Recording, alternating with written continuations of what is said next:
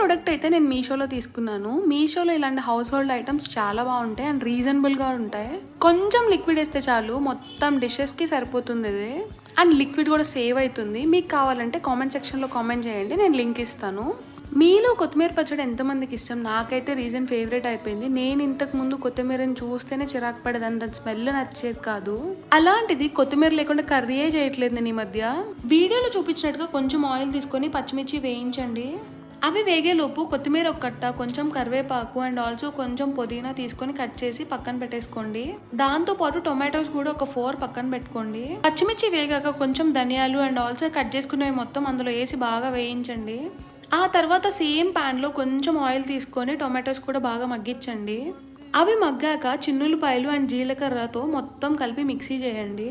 రోట్లో చేస్తే ఇంకా టేస్ట్ వస్తుంది. మీరు ఏమైనా ట్రై చేస్తే కామెంట్ చేయండి అండ్ ఆల్సో ప్లీజ్ సబ్స్క్రైబ్.